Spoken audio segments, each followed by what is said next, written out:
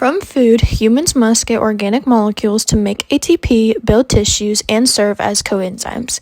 Digestion breaks polymers, which is carbohydrates, fats, and proteins, into monomer building blocks via hydrolysis reaction.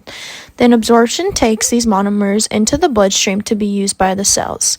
The gastrointestinal or GI tract is approximately 9 meters or 30 feet long that is open at both ends, beginning with the mouth and extending to the anus.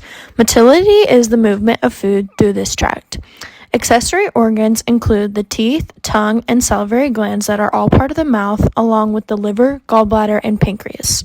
The digestive process starts before food even hits your tongue.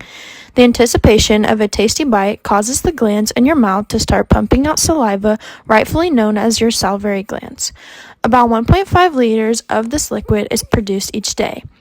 Once the food is in your mouth, mastication occurs. This is the chewing, breaking down food into smaller pieces and mixing with your saliva to create a moist lump called the bolus. Enzymes present in the saliva break down any starch. Then it hits the 10-inch or 25 centimeter long tube called the esophagus. The food plunges downward to then be at the stomach. Nerves in the surrounding esophageal tissue sense the bolus and trigger peristalsis, and as a series of muscle contractions that propel the food to the stomach. Now the bolus is being pounded by the muscular stomach walls, breaking it into pieces or chunks.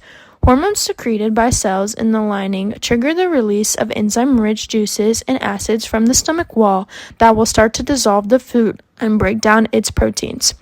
These hormones also alert the liver, gallbladder, and pancreas to produce digestive juices and transfer bile, yellow-green liquid that digests fats. Then it will move food into the small intestine in the form of a pasty material called chyme. The liver sends bile to the gallbladder, which secretes it into the duodenum, which is the first portion of the small intestine.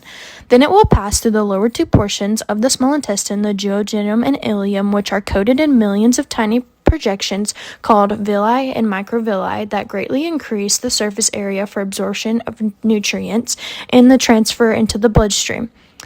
Now leftover water, fiber, and dead cells make it into the large intestine, also known as the colon. Absorption of water, electrolytes, vitamin K, and some B vitamins occur. While the body drains out most of the leftover fluid, what is left is a mass called feces or stool. This is then pushed into the rectum, where nerves sense its pouch expanding, telling the body when to expel the waste, which will then go through the anal canal, and now the byproducts of digestion exit through the anus.